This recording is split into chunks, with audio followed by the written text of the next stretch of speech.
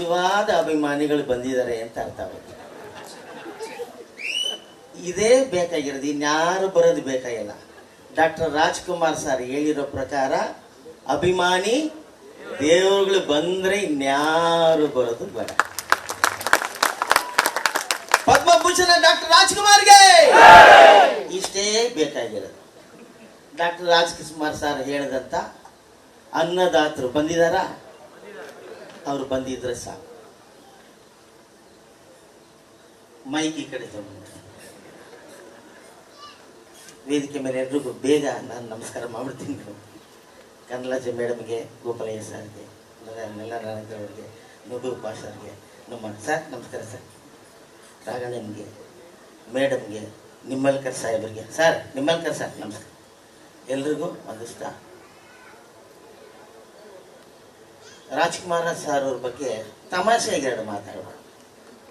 ನೋಡಿ ನಗ್ತಾರೆ, ತಮಾಷೆ ಅಂತ ಶಕ್ಷಣನವರು. ನಮ್ಮ ಅನುಭವಗಳು ಅಷ್ಟೇ. ರಾಜ್ಕುಮಾರ್ ಸರ್ನ ಮುಟ್ಟೋದೇ ಒಂದು ಆಸೆ ನಮಗೆ. ಯಾಕೆ ಹೇಳಿ? ಅವರು ಮೈನ ನೀವೇನಾದ್ರು ಹಿಂಗೆ ಸೋಕಿಸ್ಬಿಟ್ರೆ ಈ ರೋಸ್ ಹೂವಿಂದ ಸ್ಟೆಮ್ ಇದೆಯಲ್ಲ, ರೋಸ್ ಹೂವಿಂದ ಪೆಟಲ್ಸ್ ತಾನೆ ಅದು, ಅದನ್ನ ಮುಟ್ದಂಗ ಆಗೋದು, ಅಷ್ಟು ನೈಸು. ಅವ್ರನ್ನ ನಾವು ಸುಮ್ಮನೆ ಹೋಗ್ತಾ ಮೆತ್ತಿಗೆ ಹಿಂಗೆ ಸೋಕ್ಸ್ಕೊಂಡು ಹೋಗ್ಬಿಡೋದು, ಹಿಂಗಾದ್ರೂ ಮಾಡಿ. ಅಂತ ಇದು ಅತ್ತಿ ಅನ್ನೋದಕ್ಕಿಂತ ರೇಷ್ಮೆ ಥರ ಅವ್ರ ಮೈ ಕಟ್ಟು, ಅವರ ಮಾತು, ಅವರ ಭಾಷೆ. ಜೋರಾಗಿ ತಪ್ಪಾಳೆ ಬರ್ಬೇಕಾನೆ. ನಮಗೇ ಹಿಂಗೆ ಅನ್ಸಿರ್ಬೇಕಾದ್ರೆ ಯಾಕೆ ಹೀರೋಯಿನ್ಗಳು ರಾಜ್ಕುಮಾರ್ ಅವ್ರ ಜೊತೆ ಆಕ್ಟ್ ಮಾಡಲೇಬೇಕು ಅಂತ ಮುಗಿ ಬೀಳೋರು ಅಂತ ಈಗಲೇ ಗೊತ್ತಾಗಿದೆ. ಒಬ್ಬರ ಮೇಲೊಬ್ರು ರಾಜ್ಕುಮಾರ್ ಅವ್ರ ಜೊತೆ ಒಂದು ಸಿನಿಮಾಲಾದ್ರೂ ನಾನು ಹೀರೋಯಿನ್ ಆಗಿ ಆಕ್ಟ್ ಮಾಡ್ಬಿಡ್ಬೇಕು. ಅದಕ್ಕೆ ಕಾರಣ ಅವ್ರ ಜೊತೆ ಯಾರು ಆಕ್ಟ್ ಮಾಡಿದ್ರು ಕೂಡ, ಯಾವ ಸಿನಿಮಾಲಿ ಆಕ್ಟ್ ಮಾಡಿದ್ರು ಕೂಡ ಹೈಲೈಟೇ. ಯಾಕೆಂದ್ರೆ ಅವರು ಆಯ್ಕೆ ಮಾಡಿದಂಥ ಕಥೆಗಳಾದ ಪ್ರಾಣಿಗಳ ಬಗ್ಗೆ ತಗೊಳ್ಳಿ, ಪ್ರಕೃತಿ ಬಗ್ಗೆ ತಗೊಳ್ಳಿ, ಗಂಧದ ಗುಡಿ. ಇನ್ನೊಂದು ಸಿನಿಮಾ ಬರಕ್ ಸಾಧ್ಯನಾ? ಕಾಡನ್ನ ಉಳಿಸೋದಕ್ಕೆ ಬಂಗಾರದ ಮನುಷ್ಯ. ಬೆಂಗಳೂರಲ್ಲಿ ಇದ್ದವರೆಲ್ಲ ವಾಪಸ್ಸು ಇದಕ್ಕೆ ಹೋಗ್ಬಿಟ್ರು, ಎಲ್ಲಿಗೆ? ರೈತರಾಗಿ ವಾಪಸ್ ಹೋಗ್ಬಿಟ್ರು. ಬಂಗಾರದ ಮನುಷ್ಯ ಒಂದು ಸಿನಿಮಾ. ಕನ್ನಡದ ಬಗ್ಗೆ ಎಲ್ಲಾದರೂ ಹೀರೋ, ಎಂತಾದರೂ ಹೀರೋ, ಎಂದೆಂದಿಗೂ ನೀ ಕನ್ನಡವಾಗಿರು. ಹಾಡಿ. ಕನ್ನಡವೇ ಸತ್ಯ, ಕನ್ನಡವೇ ನಿತ್ಯ. ಭಾಷೆ, ನಮ್ಮ ಭಾಷೆ ಬಗ್ಗೆ ಒಂದು ತೊಂದರೆ ಏನಾದ್ರು, ಕಾವೇರಿ ನೀರ್ ಬಗ್ಗೆ ಆಗ್ಬೋದು, ಭಾಷೆ ಬಗ್ಗೆ ಆಗ್ಬೋದು, ತೊಂದರೆ ಇದೆ ಅಂತ ಒಂದೇ ಒಂದು ಹೆಜ್ಜೆ ಅಣ್ಣವರು ಮನೆಯಿಂದ ಹೊರಗಡೆ ಇಟ್ರೆ ಸಾಕು, ಇಡೀ ಕರ್ನಾಟಕ ಅವ್ರ ಹಿಂದೆ ಇರೋದು. ಇಡೀ ಕರ್ನಾಟಕ, ಲಕ್ಷಾಂತರ ಜನ ಅಲ್ಲ, ಇಡೀ ಕರ್ನಾಟಕ ರಾಜ್ಕುಮಾರ್ ಸರ್ ಜೊತೆಗಿರೋದು. ಯಾವುದೇ ವಿಷಯದಲ್ಲಿ ತಗೊಳ್ಳಿ.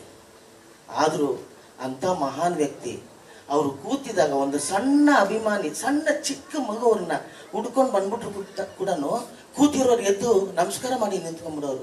ಈಗ ಹೊಡೀರಿ ಚಪ್ಪಾಳೆ ಅಂತ ಒಂದು. ಇನ್ನೊಂದು ಒಂದೇ ಒಂದು ಗುಣ ಹೇಳ್ಬಿಡ್ತೀನಿ. ಸಾರು ಹೊರಗಡೆ ಹಾಡು ಹೇಳ್ತಾ ಇದ್ರು ಬೇರೆಯವ್ರಿಗೆ, ಅವರ ಸಿನಿಮಾಗಳನ್ನ ಬಿಟ್ಟು. ನನಗೆ ತುಂಬಾ ಹಾಡುಗಳನ್ನ ಹಾಡಿದ್ದಾರೆ ಡಾಕ್ಟರ್ ರಾಜ್ಕುಮಾರ್ ಸರ್. ಅವ್ರ ಜೊತೆ ಆಕ್ಟ್ ಮಾಡೋಂಥ ಅವಕಾಶ ನಂಗೆ ಸಿಗ್ಲಿಲ್ಲ. ಯಾಕೆಂದ್ರೆ ಅಷ್ಟರಲ್ಲಿ ನಾನು ಮ್ಯೂಸಿಕ್ ಮಾಡ್ತಾ ಇದ್ದೆ ಅಷ್ಟೇ. ನಾನು ಆಕ್ಟ್ ಮಾಡೋಷ್ಟರಲ್ಲಿ ಸಾರು ಆಕ್ಟ್ ಮಾಡೋದು ಅವ್ರು ನಿಲ್ಲಿಸ್ಬಿಟ್ಟಿದ್ರು. ಅವರು ಹೊರಗಡೆ ಎಷ್ಟು ಹಾಡು, ಎಷ್ಟು ಪ್ರೊಡಕ್ಷನ್ಗಳಿಗೆ, ದೇವರ ಹಾಡಾಗ್ಬೋದು, ಭಕ್ತಿ ಇದು ಯಾವುದು ಭಾವಗೀತೆಗಳಾಗ್ಬೋದು, ಸಿನಿಮಾ ಹಾಡುಗಳು, ಎಷ್ಟೇ ಹಾಡಿದ್ರು ಅದರ ₹1 ಅವರ ಅಕೌಂಟ್ಗೆ ಹೋಗ್ತಾ ಇರಲಿಲ್ಲ. ಅವರ ಕಂಠದ ಎಲ್ಲ ದುಡ್ಡು ಆಶ್ರಮಕ್ಕೆ ಹೋಗ್ತಾ ಇತ್ತು. ಇದು ಸತ್ಯ. ಮ್ಯೂಸಿಕಲ್ ಬಂದ್ರೆ ಸರ್ ಹೇಳಿದ್ರು, ಅವ್ರ ಮ್ಯೂಸಿಕ್ಗೆ, ರಾಜ್ಕುಮಾರ್ ಸರ್ಗೆ ಮ್ಯೂಸಿಕ್ ಗೊತ್ತಿಲ್ಲ ಅಂತ ಅವನ್ ಯಾವನಾರು ಹೇಳಿದ್ರೆ ಅಂತ ಮೂರ್ಖ ಶಿಖಾವಣಿ ಇನ್ನೊಬ್ಬ ಇರಕ್ಕೆ ಸಾಧ್ಯ ಇಲ್ಲ. ಅವ್ರಿಗೆ ಗೊತ್ತಿಲ್ದಿರೋ ಸಂಗೀತ ಇಲ್ಲ. ಕರ್ನಾಟಕ ಸಂಗೀತ ಗೊತ್ತು, ಹಿಂದೂಸ್ತಾನಿ ಗೊತ್ತು, ಎಲ್ಲವೂ ಗೊತ್ತು, ಗಜಲ್ ಹಾಡುಗಳು ಗೊತ್ತು.